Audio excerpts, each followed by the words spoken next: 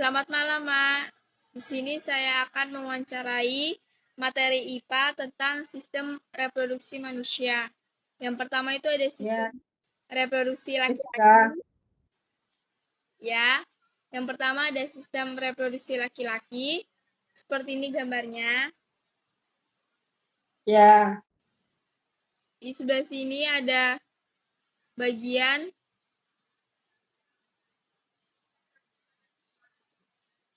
yang namanya testis. Ada nggak? ada. Nah, testis ini berfungsi untuk menghasilkan sperma dan hormon testosteron. Ya, Habis itu, di atasnya itu ada epididymis yang berfungsi untuk tempat pematangan dan penyimpanan sperma. ya, Habis itu ada kelenjar kelenjar Chopper. Ini berfungsi untuk menghasilkan cairan praejakulasi yang berfungsi sebagai pelumas dan penetrasi. Terus ya, yang di atasnya ada vas deferens di atasnya ada. ya. Nah, vas deferens ini berfungsi untuk saluran yang membawa sperma dari epididymis ke urin, ke uretra. Ya, ya, rocker ya. Ya, habis itu ada di bawahnya, di atasnya ada uretra,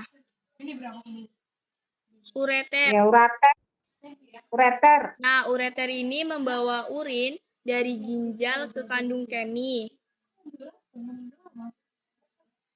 Ya, Nah, itu di bawahnya ada kandung kemih. Nah, kandung kemih ini berfungsi untuk menampung urin sementara sebelum dikeluarkan dari tubuh. ya, Terus eh, vesikulasi seminalis. Nah, ini berfungsi untuk membuat air mani yang bersifat lengket dan memberi energi pada sperma. ya. Terus ada eh, uretra di bawahnya. Nah, uretra ini berfungsi untuk sebagai saluran mengeluarkan urin dari kandung kemih ke keluar tubuh. Terus ada jaringan erektil. Ada. Nah, Ya, jaringan ya, erektil ini berfungsi untuk memulihkan terjadinya eleksi dengan cara menampung darah saat terangsang secara seksual. ya. Terus ada bawahnya itu penis di sini. Ya, Nah, penis ini berfungsi untuk mengeluarkan air mani, sperma, dan urin. ya. Terus kemudian ada sistem reproduksi perempuan. Oh, itu lagi ya. Udah. Ya, Di bawahnya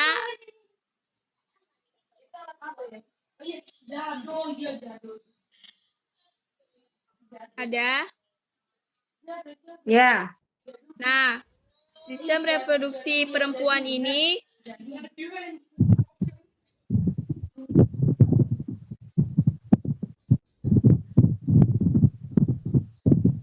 ada vagina di bawah. Ya, Nah, vagina ini berfungsi sebagai jalan lahir saat persalinan. ya, betul. Terus ada yang di sini sebelah sini ada cervical canal, ada.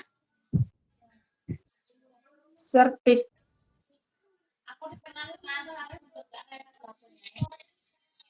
Ya. Nah, cervical ini berfungsi sebagai pintu masuknya rahim yang menghubungkan rahim ke vagina. Terus ada myometrium. Ya. Nah, ini berfungsi untuk memberikan rahim kekuatan untuk berkontraksi dan mengeluarkan janin saat melahirkan. Ya. Terus ada fimbriae di atasnya. Ya, di atas endometrium, maaf. Nah, itu berfungsi sebagai menangkap sel telur tersebut dan mendorong ke tuba Fallopi. Ya. Terus ada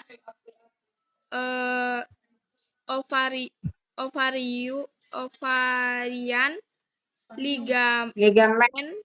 Nah, ini berfungsi sebagai struktur penopang yang menahan ovarium di tempat.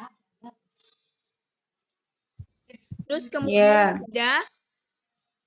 ada uretra, uterus. Ya. Nah, uterus ini berfungsi sebagai tempat perkembangan janin selama kehamilan terhadap tempat sel telur yang telah dibuahi menempel ke tubuh menjadi janin. Ya. Kemudian ada uterin fundus. Fundus, ya. Uterin fundus ini berfungsi sebagai tempat implantasi sel telur yang telah dibuahi, tempat perkembangan janin, dan berperan sebagai persalinan. Ya. Terus ada di bagian sini yang warna kuning kecil yang disebut embrio. Nah, embrio ini sebagai awal pembentukan organ dan sistem tubuh manusia. Ya. Nah, terus ada Fallorian tubi.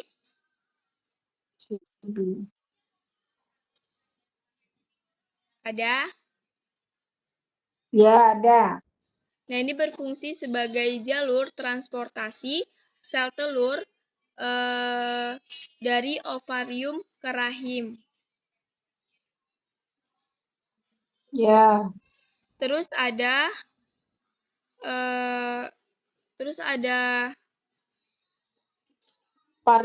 ovari.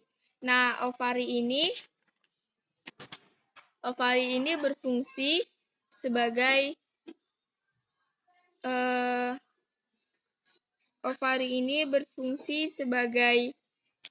sebentar.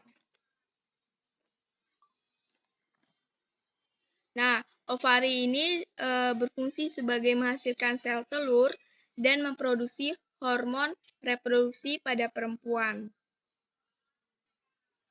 Ya. Terus ada endometrium. Nah, ini berfungsi mempersiapkan rahim untuk penempatan embrio jika terjadi pembuluhan. Ya. Terus ada patrimetrium. Nah, ini berfungsi sebagai perlindungan rahim dari organ-organ lain di sekitarnya. Ya. Terus ada yang terakhir ada itu ya belum yang terakhir itu ada cervix. Ya. Nah, cervix ini sebagai pintu gerbang antara rahim dan vagina, darah menstruasi, dan bayi saat persalinan. Iya. Kemudian itu ada pengertian dan pembentukan orientasi seksual. Nah, orientasi seksual ini adalah pola ketertarikan seseorang baik secara emosional maupun seksual terhadap orang lain.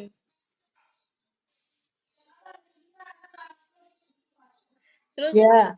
Terus ada penyakit organ reproduksi wanita. Itu yang pertama bernama endometrias. Nah, itu tuh endometrias ini nyeri haid darah dan nyeri saat berhubungan seksual. Terus yang kedua ada Ya.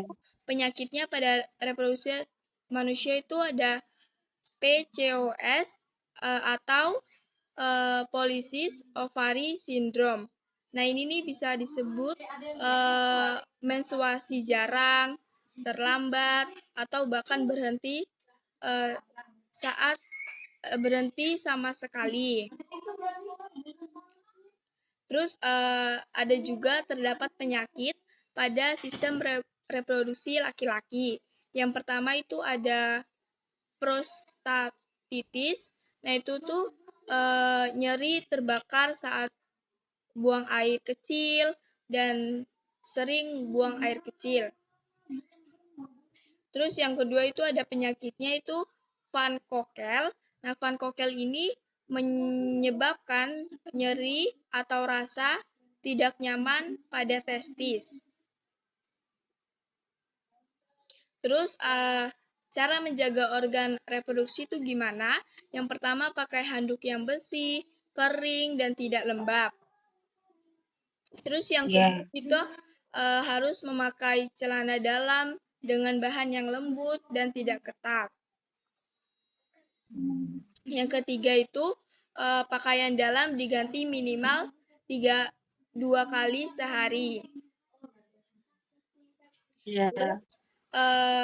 Cara terhindar dari pornografi itu tuh yang pertama membatasi akses, yang kedua membangun komunitas terbuka, yang ketiga perubahan pola hidup, yang keempat pengembangan hobi, dan kelima mencari dukungan kepada orang lain.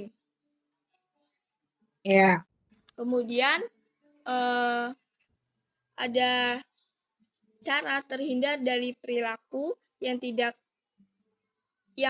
sesuai terkait dengan organ reproduksi laki-laki dan juga sistem reproduksi perempuan.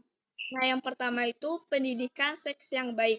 Nah, pendidikan seks baik ini memberikan pemahaman komprehensif tentang seksualitas manusia terhadap kesehatan reproduksi.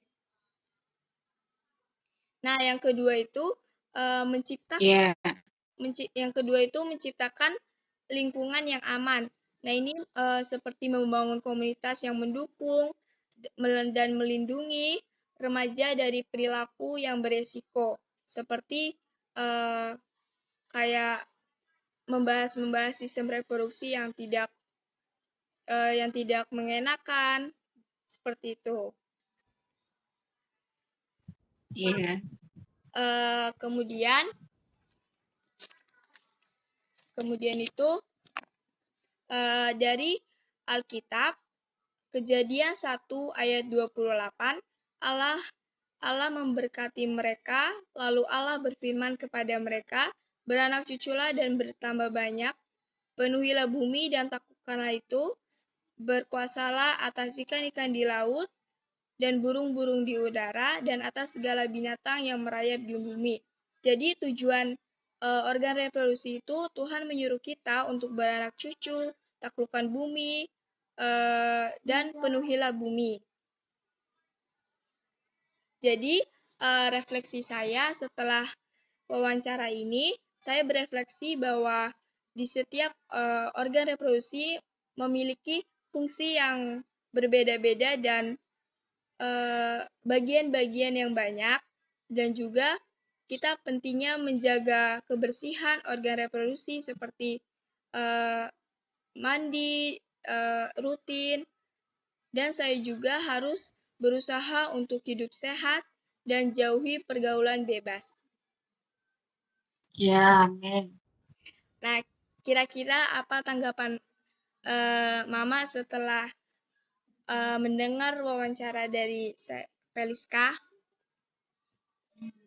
Ya, tanggapan Mama ya, pengetahuan Mama juga bertambah gitu, bertambah luas dan apa ya, dan lebih mengerti lagi apa-apa fungsi yang terdapat dalam reproduksi laki-laki dan reproduksi wanita atau perempuan.